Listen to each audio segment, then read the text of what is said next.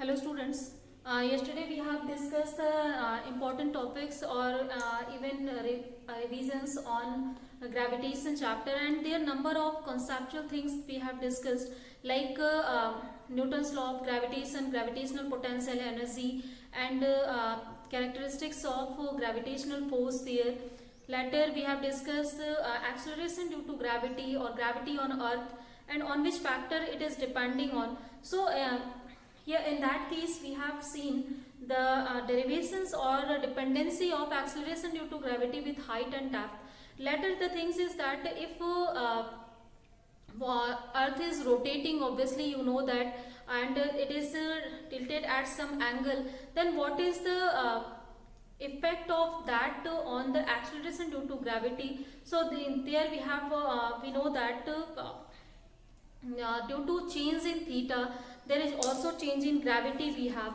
So that you can see already. So first of all, the numerical and concept and derivation that was important for height and depth, and we have discussed that. Later we have one important concept, that is satellite. So we will discuss today satellite, and after that we will discuss some of the numerical problems on these things. So here in the case of satellite, you know that these are the bodies which are revolving around any fixed body or any body that is revolving around any other thing. Like in one word, satellite are those bodies which are revolving around any other body. So like we have, if you are taking the case of earth, then you can understand easily that moon is revolving around the sun. It means that moon is its satellite. And also we have a number of artificial satellites that we have launched in space, and for our own purpose, like for communication and for a number of things we are using it. Then in that case, that satellite is also revolving in Earth's orbit around the earth. It means that they are also satellites of earth. And later in another word, you can understand earth is also a satellite of sun, because earth is revolving around the sun. Sun is also the satellite of a galactic point at it is revolving around it. So it means that everything you can just take as the satellite which is revolving around any fixed point or any point. Actually in space no point is fixed, you know that. There is no absolute thing in space. It means that there is no fixed point through which we can take any another assumptions. But still, whenever we are studying the macroscopic bodies, then in that case we can assume the greater mass body as the fixed body and the smaller mass body that is revolving around it and its motion we can consider. Like in case of when we were studying about the planets, so in that case we have taken the sun as at the center, or sun at the foci if we are taking elliptical orbit. Then in that case we are taking that sun is focused at its for one of the foci or its center. It means that we haven't taken the motion of sun with respect to galactic point as sun as with its whole solar system it is revolving around it. It means that with respect to us, sun is just like the fixed point or at rest body for us. So we can take that in our assumptions, and we can just deny its relative motion for some times.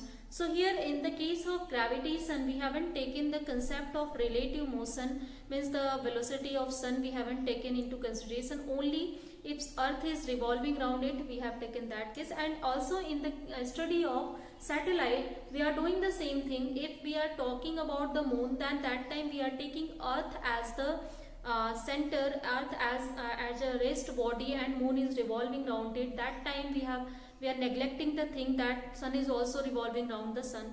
So this is our way to just reduce our difficulties or complications that we are studying. So in the case satellite, that is clear.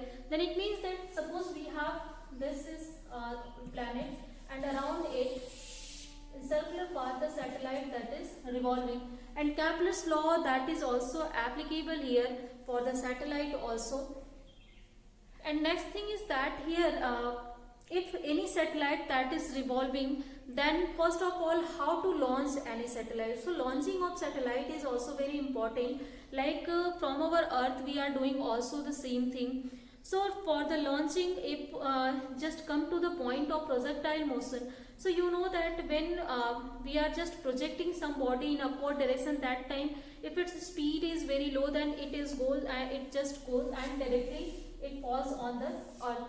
Then if we will increase continuously its velocity, then that time it started to follow some this types of path, means some of the parabolic path, and ultimately if for one in just a speed, it starts to follow the circular path, means it start to just rotate around this. So that particular velocity on which this particle, this projectile start to move on in circular path, that is known as orbital velocity of that satellite, means that time it becomes satellite of that particular point. So this concept we are using for the launching of satellite, means we are providing a sufficient velocity to it so that it can revolve in any circular path here. Clear? So this concept we have taken obviously from the concept of projectile, and that concept should have also clear in your mind. So this is the launching that we have understood now. And if now this system is moving in circular path, then obviously it needs a centripetal force to move continuously on this circular path, and that centripetal force will be provided by the gravitational force that is acting between these two masses. So if this is, suppose that this is the mass of, we are talking Earth and Moon system here. So suppose this is Earth and this is a Moon here, and its mass is capital M, its mass is small m we have, and the distance between, or radius of the orbit in which this Moon is revolving, that is capital R we have. So suppose we have these things, and now the gravitational force that will be equal to obviously Z, that is equal to Z m upon R square. And also we know that the centripetal force, it is given by mv square upon R. So where v is the speed through which this body is revolving around this center. So if we can call it, this is the orbital speed, and obviously this centripetal force that this body is getting from its gravitational force that is acting between these 2 points. So this will be equal to Zmm upon R square, and from here we can calculate what will be the value of V0 square. So this is the value, this is equal to Zm upon R. And also we can just write, so see here V0 will be there.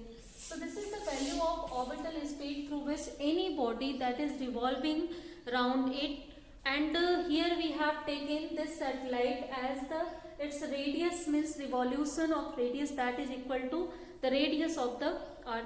And if its revolution or orbit is changing, suppose it is revolving in this orbit here, then this, if this distance is h, then this will be r plus h here. In this case, r plus h we will get from here. And also we can convert it into the terms of acceleration due to gravity. So as we know that acceleration due to gravity, z, it is given by Cm upon R square. Clear? And here if in this factor, if we will multiply here R square and divide it R square, then we can convert it easily. So V0 that will be equal to here Z and R square upon R plus H. So this thing we can write also, and you can solve it also. So this is basically things that we have till here. And also suppose that the satellite that is situated near to the Earth, it means that if H is much smaller than R, then we can neglect this H here. Then in that case V0 is given by ZR square divided by R. It means that equal to ZR. So with this expression, if you will put the value of g near the surface and value of radius of the earth, then that time we can calculate what will be the value of orbital velocity for the satellites that are revolving near the earth easily with this. And now if we have this velocity, then we can calculate what will be the momentum of the particle. We can calculate what is the kinetic energy that the satellite is possessing while it is in motion. So these things we can calculate easily, and also we can calculate potential energy easily with the concept that we have discussed before. So these are the concepts for the satellites. Next concept that is important here also, that is escape velocity. So escape velocity is first of all, it is velocity that any satellite is needed to overcome the gravity of any planet through around it which it is revolving. It means that if we have to leave the earth, we are on the earth reason due to its gravity, gravitational pull is attracting us towards its center. That's why we are established on it. So if we have to just leave the surface, then obviously we need some of the energy to bear its gravity. So the velocity that is needed to overcome the Earth's gravity, that is known as its escape velocity. So obviously if we are talking about the escape velocity, it means that the kinetic energy that we are needed to bear the potential energy of the earth, that is known as escape velocity. So with the help of that concept, we can easily calculate what will be the value of escape velocity here. So finally it means that the increase in potential energy that will be equal to loss in gravitational increase in kinetic energy that is equal to loss in gravitational potential energy. So continually, if potential energy will be decreased, kinetic energy will be increased, then that time if both of the things will be equal, then that time if one means some of the energy we will exceed, then we can overcome that potential easily and we can just escape from any gravity. So it means that this half mv, suppose v is the escape velocity, about that we are talking, means this kinetic energy we are needed to overcome the gravitational field of any planet. And now if this is equal to the potential energy of the earth and between that planet body and between the planet, so obviously the potential energy is given by Gmm upon r. So with the help of that you can easily calculate this. So this is Gmm divided by r we have. So here m will be cancelled out from here. Finally v square we will get 2g capital M divided by r from here. Or ve you can write this is equal to root Gm divided by r. Or in terms of this g you can write this is equal to Gm upon r square. So from here you can see this is Gm upon r, its value is Gr. So directly you can write it also. This is equal to 2gr, and this is for those satellites that are revolving near the earth. And if satellite is revolving for the earth, then here the distance from the surface that you can add from here is r plus h, you can put here easily there. So in that case obviously you know that this, if you will take roots 2 outside, then this is equal to root gr, and this root gr is known as orbital velocity, just we have calculated it. So you can write ve is equal to root 2 v. So this is the relationship between escape velocity and orbital velocity. This derivation is asked always, just to derive an expression between orbital velocity and escape velocity. So next concept, that is we have geostationary satellites and polar satellites. So as geostationary satellites are those satellites which are revolving the outermost orbit of the earth there, and they are along the geostationary orbit. It means that first of all, by name it is geostationary satellites are those satellite which appears at rest towards any point on the earth. It means that its revolution period is also 24 hours as the revolution period about of the earth about its own axis. So that's why these types of satellites have time period also that is equal to 24 hours, and they are revolving around the same axis in the way that earth is revolving.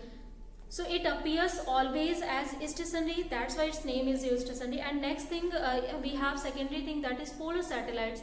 So polar satellites are those satellites which are revolving near the earth's surface, and they have different time periods, their velocities are different, and also geostationary satellite have the same orbital speed as the earth has, speed of rotation about its own axis. So the rotational speed of the earth, that is equal to geostationary satellite also. So these are the distinction between geostationary and polar satellites also. Their rotation, axis of rotation, that is different also. One is rotating about this axis in this way, and second is rotating in this way. So and also the distance, basically the things is that geostationary satellite are the furthermost in the orbit, and polar satellites are revolving near the earth's surface. And that kind of satellites we are using in our communication problem, and also in case of when we have to keep an eye on our image, and at that where we are using it. So basically these basic concept that we have revised already, and I think now there is no confusion in that. So let's discuss some of the numerical problems based on these topics that we have discussed. So one of the numerical problem that we have about the geostationary satellites, so just start it from here. So question is that we have an object weighs 10 Newton at North Pole on the earth, and in a geostationary satellite distance 7 r from the center of the earth, what will be its true weight and apparent weight? So it is given that the geostationary satellite is at the distance 7 r from the earth, means that height of the geostationary satellite it is given 7 r, where r is the radius of the earth it is given. So if suppose we have this earth pole, this is radius of the earth, then geostationary satellite is somewhat here, and this whole distance is given to 7 r. Then obviously the height that you can, if you want to just reduce in terms of h, then what will be the value of h we have?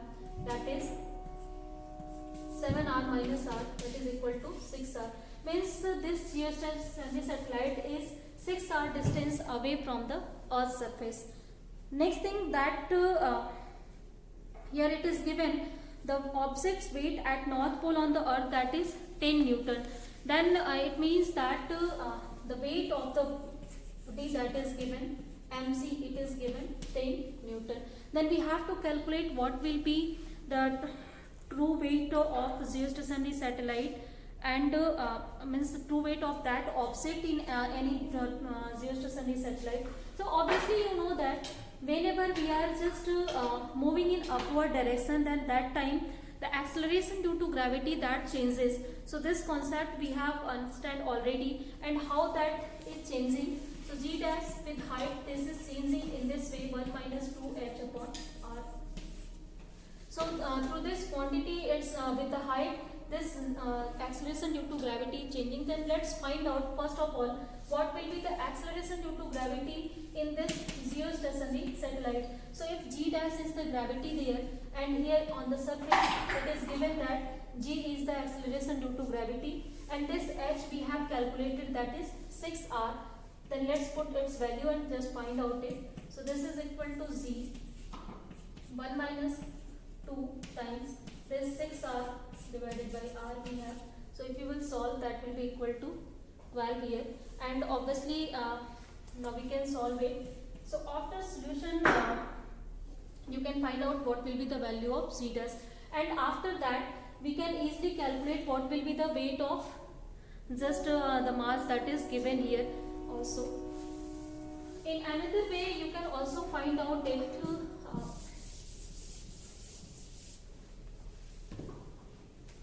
one way is that if z dash you are calculating, just multiply mass of the object in this and you can find out what will be the true weight of the object in any geostationary satellite. Secondly thing that you can find out directly, suppose this is z dash and m z. We have one more formula for this without using binomial expression. Then this formula was like in this way. We have that g dash is equal to r upon r plus h whole square. So you can, if you are confused with this minus sign, then you can use this thing. Actually that minus sign just denoting that this z dash is decreasing with height.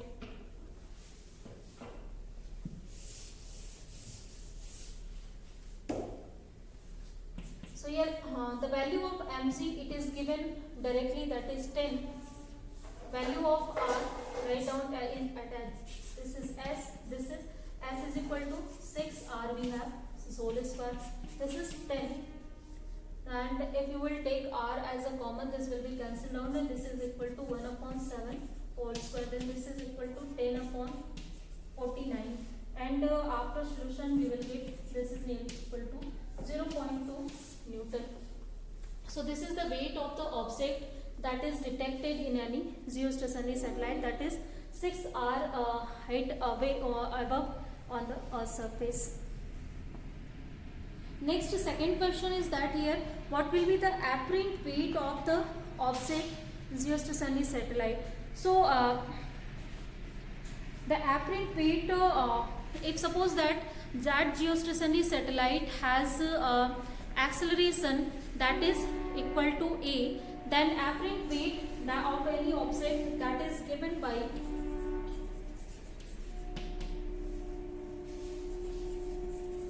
m z dash minus a. It means that due to z dash is the acceleration due to gravity that time when this geostationary satellite is stationary with respect to this Earth's surface, but still geostationary satellite is revolving around the Earth also. Suppose that due to its revolution the acceleration produced that is equal to a there, then the apparent weight of the body that will be equal to this mg dash minus a.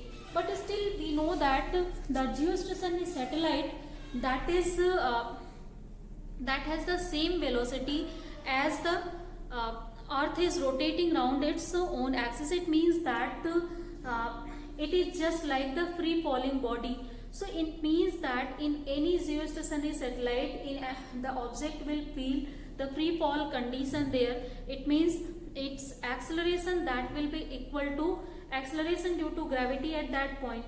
And another way you can understand easily it, like if both of the bodies that are moving with the same velocity, that has same acceleration, then obviously these 2 points will always appear stationary with respect to each other. Then if these are stationary with respect to each other, then obviously g dash will be also acceleration here that is produced in the system. So if a is equal to also z dash, then the apparent weight that will be equal to 0 there. So it means that in any geostationary satellite, the object will not feel any apparent weight. It will have true weight that is equal to this value that we have calculated. So I think now there is no problem. So so next question that we have, it is related to the variation of g with depth that we have discussed. So with depth, you know that z is varying with this formula. Sorry, 1 minus h upon d. So we have just derived this formula also. I think, sorry, let's do this. This is wrong. 1 minus d upon r. So be here. Clear? Now let's solve some of the numericals based on this. That is, first numerical is given. How much below the surface does the acceleration due to gravity becomes 70% of its value on the Earth's surface? So radius of Earth is given 6.4 into 10 to the power 6 meter. So r is given 6.4 into 10 to the power 6 meter. And we have to find out the depth on which the acceleration due to gravity becomes 70% of its value on the Earth's surface. So first it is given that the ratio of these two terms means g dash is equal to 70% of the value of g on the Earth's surface. So this will be equal to 7/10. Now let's use this expression here. So from this we can write out what 1 minus d upon r. This is equal to z dash by z. So 1 minus d by r, it is equal to here 7/10, or d upon r, this will be equal to 1 minus 7 upon 10. This is equal to 3/10 we have. And also if you will solve it, then we can calculate what is the value of d here. That is equal to 3/10 to 6.4 into 10 to the power 6. Just multiply r here. And after multiplication and after solution, you can get 19.2 into 10 to the power 5 meter. So it means that below this distance, we are getting the 70% value of acceleration due to gravity. So easily such types of questions can be asked and you can solve it by using this formula. So let's solve one more problem based on this, and after that we will use the formulas for satellites. So later I just used in previous question three things, I think two things at one place, like the variation of z with height also, and the concept of a geostationary satellite there. So I think now there is no confusion in both of the section. Then let's solve one of the numerical on this. So the next question is here, that is assuming the Earth to be a sphere of uniform mass density, how much would a body weigh halfway down to the center of the Earth if it is weighted 300 Newton on the surface of the Earth? So here it is given that Earth is of uniform density, and any body that has weight on the surface of the Earth, that is 300 Newton, and it is, means we have to find out what will be the weight of the body when it will go half to the radius of the Earth in the downward side. So it means that suppose that m is the mass of the body we have, then on the surface its weight, surface of the Earth, its weight will be m into z, and it is given that 300 Newton. Yeah? And we know that one more thing it is given in the question, that is here the depth that we have to go, that is half of the radius of the Earth here. Means if we will go half of the radius of the Earth, then what will be the mass of the body? As we know that acceleration due to gravity, this the value of z, that changes whenever we are going in downward direction. Still we have just discussed one question based on that. So let's use the formula again. So this formula is z dash is equal to z 1 minus d by r we have. So let's put the values here.